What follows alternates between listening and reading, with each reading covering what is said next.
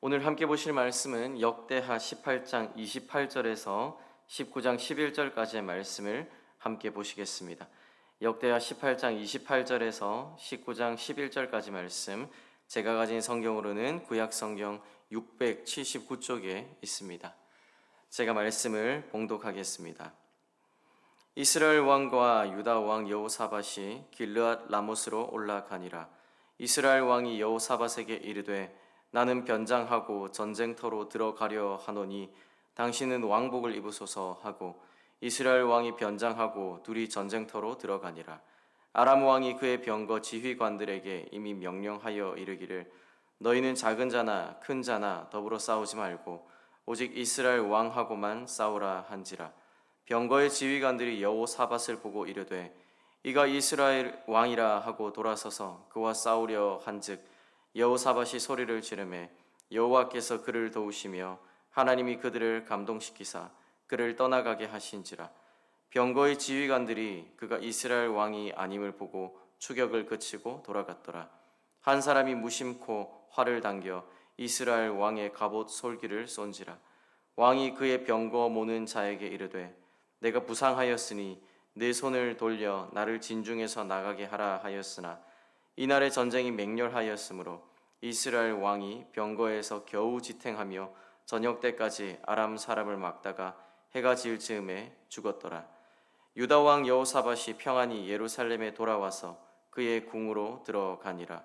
하나니의 아들 선견자 예후가 나가서 여호사밧 왕을 맞아 이르되 왕이 악한 자를 돕고 여호와를 미워하는 자들을 사랑하는 것이 옳으니이까. 그러므로 여호와께서 진노하심이 왕에게 임하리이다. 그러나 왕에게 선한 일도 있으니 이는 왕이 아세라 목상들을 이 땅에서 없애고 마음을 기울여 하나님을 찾음이니이다 하였더라. 여호사밧이 예루살렘에 살더니 다시 나가서 브엘세바에서부터 에브라임 산지까지 민간에 두루 다니며 그들을 그들의 조상들의 하나님 여호와께로 돌아오게 하고 또 유다 온 나라의 견고한 성읍에 재판관을 세우되 성읍마다 있게 하고 재판관들에게 이르되 너희가 재판하는 것이 사람을 위하여 할 것인지 여호와를 위하여 할 것인지를 잘 살피라. 너희가 재판할 때에 여호와께서 너희와 함께 하심이니라. 그런즉 너희는 여호와를 두려워하는 마음으로 삼가 행하라. 우리의 하나님 여호와께서는 불의함도 없으시고 치우침도 없으시고 뇌물을 받는 일도 없으시니라 하니라. 여호사밧이 또 예루살렘에서 레위 사람들과 제사장들과 이스라엘 족장들 중에서 사람을 세워 여호와께 속한 일과 예루살렘 주민의 모든 송사를 재판하게 하고 그들에게 명령하여 이르되 너희는 진실과 성심을 다하여 여호와를 경외하라. 어떤 성읍에 사는 너희 형제가 혹 피를 흘림이나 혹 율법이나 계명이나 율례나 규례로 말미암아 너희에게 와서 송사하거든 어떤 송사든지 그들에게 경고하여 여호와께 죄를 범하지 않게 하여 너희와 너희 형제에게 진노하심이 임하지 말게 하라. 너희가 이렇게 행하면 죄가 없으리라. 여호와께 속한 모든 일에는 대제사장 아마랴가 너희를 다스리고 왕에게 속한 모든 일은 유다 지파의 어른 이스마엘의 아들 스바랴가 다스리고 레위 사람들은 너희 앞에 관리가 되리라. 너희는 힘써 행하라. 여호와께서 선한 자와 함께 하실지로다 하니라. 아멘. 네, 저희는 남유다의 왕 여호사밧의 이야기를 계속해서 살펴보고 있습니다. 여호사밧은 하나님을 경외하는 왕이었습니다. 그러나 인생의 큰 실수를 그가 한 가지 저지르게 되는데 그것은 바로 악한 왕의 대명사인 북이스라엘의 아합 왕과 동맹을 맺은 일입니다. 그리고 오늘 본문 1절을 보면 여호사밧은 아합의 꾀임에 빠져서 길르앗 라못 전투에 함께 나아가게 됩니다. 전쟁터에서 아합은 꾀를 내어서 자신의 옷을 여호사밧에게 주고 여호사밧이 그 왕복을 입게 합니다. 적군은 당연히 왕복을 입은 여호사밧에게 집중 공격을 퍼붓게 됩니다. 죽음이 코앞에 닥친 절체절명의 순간에 여호사밧은 무엇을 오늘 본문 가운데 했습니까? 18장 31절을 보면 이렇게 말씀합니다. 여호사밧이 소리를 지르매 여호와께서 그를 도우시며 하나님이 그들을 감동시키사 그를 떠나가게 하셨다라고 말씀합니다. 여호사밧은 하나님께 부르짖었고 하나님은 그의 기도를 들으셨고 또 기적적으로 그를 구원하셨습니다. 전쟁터에서 북이스라엘 왕 아합은 죽고 또 죽음의 문턱에서 여호사밧은 살아서 예루살렘으로 돌아오게 됩니다. 그리고 그 장면을 19장 1절에서 이렇게 묘사합니다. 유다 왕 여호사밧이 평안히 예루살렘에 돌아와서 그의 궁으로 들어갔다라고 말씀합니다. 격렬한 전투에서 살아서 돌아온 이 여호사밧을 묘사할 때에 평안히 돌아왔다라고 말하고 이렇게 하나님의 도우심이 그의 인생 가운데 함께 하셨음을 우리가 보게 됩니다. 그러나 아마 그의 마음에는 안도의 한숨과 함께 자신이 어리석게 선택한 것에 대한 깊은 회환과 후회가 밀려왔을지도 모르겠습니다. 결코 그 순간만큼은 그의 마음은 평안하지 않았을 것 같습니다. 게다가 그를 기다리는 것은 따뜻한 위로가 아니었습니다. 예루살렘으로 돌아온 그를 맞이했던 것은 선견자 예후의 날카로운 책망이었습니다. 19장 2절에서 이렇게 말씀합니다. 왕이 약한 자를 돕고 여호와를 미워하는 자들을 사랑하는 것이 옳으니까 이렇게 묻습니다. 그러니까 북이스라엘 아합 왕과 동맹을 맺었던 것, 그리고 그와 함께 전쟁을 나갔던 것, 그와 함께 했던 그 모든 순간들, 모든 시간들이 하나님 앞에서 옳지 못했던 시간들이었다. 그런 선택과 결정들이었다라고 지금 말씀하고 있는 것입니다. 여호사밧이 했던 그 실수, 그 범죄는 단순히 나쁜 친구를 사귄 수준의 문제가 아니었습니다. 그가 동맹을 맺은 아합의 나라 북이스라엘은 하나님의 공의가 완전히 무너진 나라였습니다.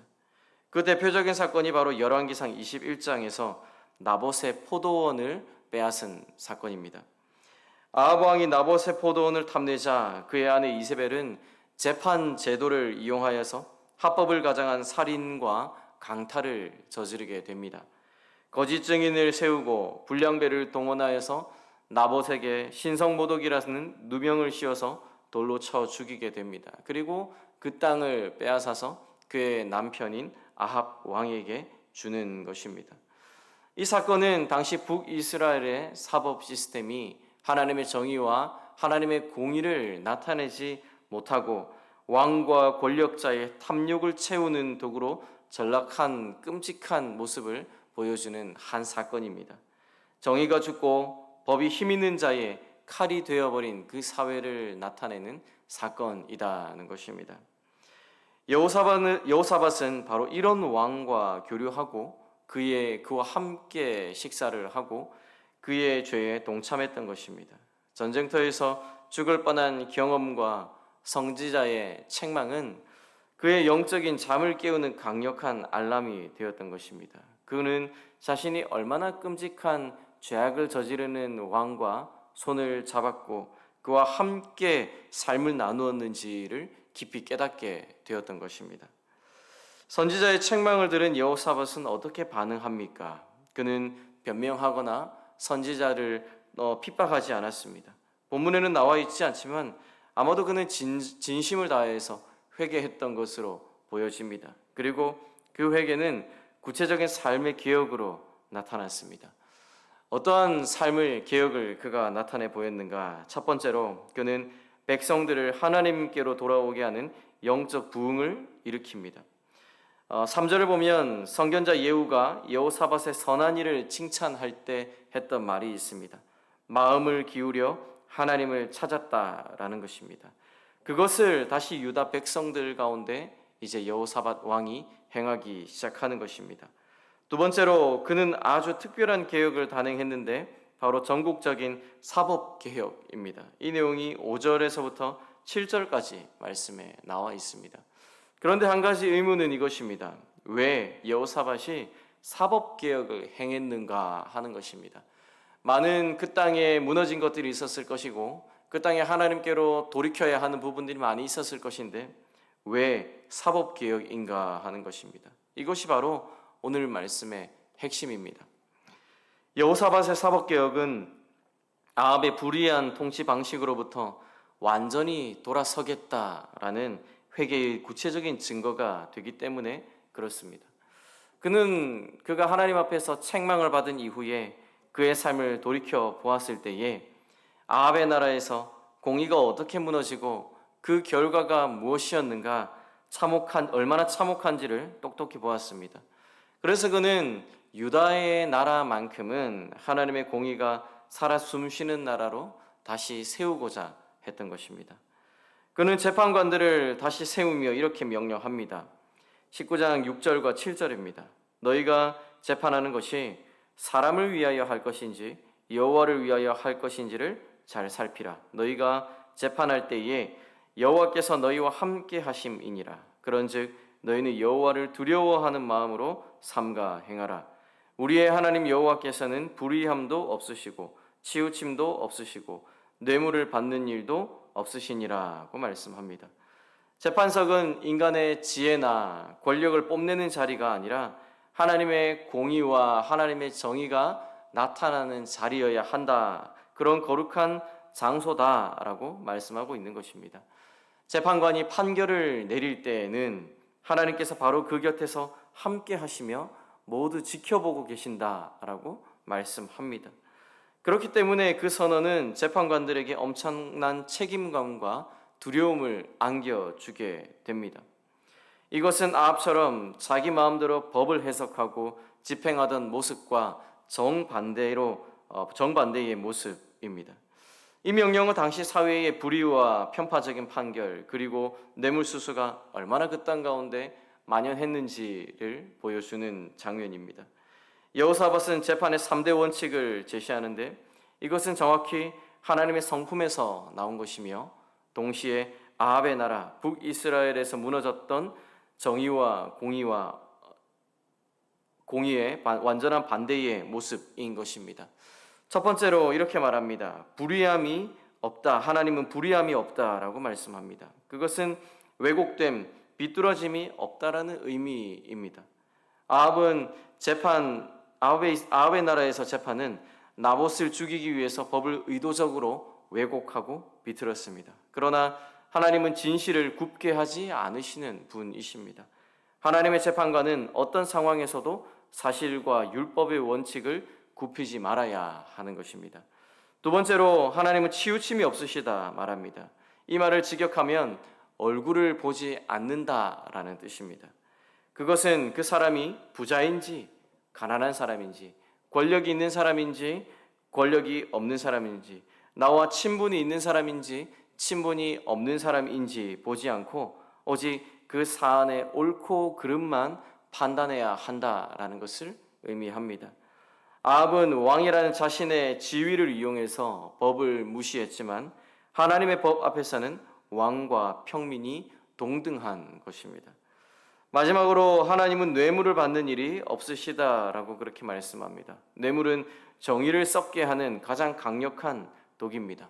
그래서 성경에서는 뇌물은 지혜 있는 자의 눈을 어둡게 하고 의로운 자의 말을 굽게 한다라고 경고하고 있습니다. 뇌물은 재판관의 눈을 멀게 하여서 재판관으로 하여금 진실을 보지 못하게 합니다. 여호사밧은 이 부패의 고리를 끊어내는 것이 공의를 세우는데 필수적이다라고 생각하였고 그렇게 재판관들에게 정의와 공의를 따라 행할 것을 명령하고 있는 것입니다. 여호사밧은 그 남유다 땅 가운데 정의와 공의가 끊어진 그 고리를 새롭게 하고 싶었던 것입니다. 하나님의 공의를 그 나라 가운데에서 그 사회 가운데에서 바로 세우는 것, 그것이 아합의 길에서 떠나 하나님께로 돌아가는 가장 확실한 방법이다라는 것을 그가 알았기 때문인 것입니다. 이렇게 여호사밧의 개혁은 단순한 선언에 그치지 않았습니다. 그는 이 원칙들이 실제로 작동할 수 있는 시스템을 나라 가운데 구축했습니다. 그는 각 성읍에 재판관을 두어서 1심 재판을 담당하게 하고 예루살렘에서는 레위 사람들과 제사장들 그리고 족장들 중에서 사람을 세워서 중앙법원 혹은 대법원의 역할을 감당하게 했습니다. 이 중앙법원은 여호와께 속한 모든 일과 왕에게 속한 그 모든 일을 나누어서 판결했습니다. 대제사장 아마랴는 율법 해석과 같은 종교적인 분쟁을 담당하였고, 유다 지파의 지도자인 스바랴는 일상적인 민형사 소송을 주관하게 하여서 전문성을 높였습니다. 이는 오늘날의 사법 시스템과 비교해도 손색이 없을 만큼 체계적입니다. 이를 통해서 지방에서 해결되지 않는 어려운 문제나 억울한 판결에 대해서 상소할 수 있는 기회를 제공하였고, 재판의 공정성과 신뢰도를 높였습니다. 이처럼 여호사밧이 그 남유다 가운데서 행했던 사법개혁은 하나님을 경외하는 마음에서 시작하여서 하나님의 성품을 기준으로 삼고 모든 백성이 공정한 재판을 받을 수 있는 구체적인 제도를 세우는 것으로 완성이 되었습니다. 이것이 바로 아합의 나라와 결별하고 하나님의 공의와 하나님의 정의의 나라를 세우고자 하는 사법개혁이며 진정한 회개의 열매다라는 것입니다. 오늘 우리는 여호사밧의 이 이야기를 통해서 그가 하나님 앞에 돌이키고 회개하고 그의 회개의 열매를 맺는 일들을 통해서 진정한 회개가 무엇인지를 배우게 됩니다. 진정한 회개라는 것은 단순한 눈물로 그런 기도로 그 모든 죄를 해결하려고 하는 것이 아닙니다. 내가 동참했던 그 죄악의 길에서 완전히 돌이켜서 내 삶 가운데 모든 영역에서 하나님의 뜻과 특별히 하나님의 공의와 정의를 다시 세우는 것이 바로 회개인 것입니다. 우리 가운데 거룩함이 무너졌다라면 그것을 단순히 잘못했습니다라고 고백하고 용서를 구하는 것에서 끝나는 것이 아니라 우리는 거룩함을 향해서 더욱더 나아가는 것이 진정한 회개다라는 것입니다. 우리는 왕이나 재판관은 아닙니다. 그러나 우리 각자 삶의 자리 가운데에서 우리가 감당해야 하는 삶의 부분들이 있습니다. 가정에서, 직장에서, 사업터에서 우리는 하나님의 정의와 하나님의 공의를 세우는 자로 살아가야 할 책임이 있습니다. 혹 우리의 삶을 한번 돌아볼 수 있으면 좋겠습니다. 나는 나의 이익을 위해서 다른 사람에게 손해를 끼친 적은 없는가? 사람에 따라서 말을 바꾸고 태도를 달리하며 그 사람을 불공평하게 대한 적은 없는가? 정직과 성실 대신 약삭빠른 방법으로 우리는 우리의 삶의 문제를 해결하려고 하진 않았는가 한번 돌아볼 수 있으면 좋겠습니다. 하나님의 정의와 공의 대신에 불의와 악함이 우리의 삶의 태도로 드러나 하나님의 영광을 가렸던 적은 없는가 한번 돌아볼 수 있으면 좋겠습니다. 이 시간에 우리의 자신을 한번 돌아보기를 소원합니다. 아합의 길처럼 불의하고 이기적인 길을 따르고 있었다면 여호사밧처럼 그곳 가운데서 돌이키는 은혜를 구하며 하나님께 나아가기를 소원합니다. 나의 작은 삶의 자리에서부터 하나님의 공의와 하나님의 정의를 강물처럼 흐르게 하는 그 삶의 변화와 그 개혁이 우리 가운데 시작될 수 있기를 소원합니다. 그리하여서 우리의 삶이 하나님께로 돌이켰다라는 그 살아있는 증거가 우리의 삶을 통해서 나타나고 드러날 수 있기를 소원합니다. 오늘 우리의 삶 가운데 무너진 정의와 공의가 있다면, 하나님 앞에 범죄한 부분들이 있다면 우리가 그 길에서 돌이켜서 하나님의 거룩함을 향하여서 하나님의 선하심과 자비하심과 긍휼하심과 그분의 정의와 공의를 향해서 나아가는 우리의 삶이 될 수 있기를 소원합니다. 그 일들을 통하여서 우리 자신만이 변화된 삶을 누리는 것이 아니라 우리의 삶을 통해서 하나님의 나라의 그 풍성한 은혜가 얼마나 크고 놀라운지 우리 주변의 사람들이 함께 누릴 수 있는 삶이 될 수 있기를 소원합니다. 이 시간 우리가 그렇게 들으신 말씀을 가지고 함께 기도하시며 나아가도록 하겠습니다. 함께 기도하시겠습니다.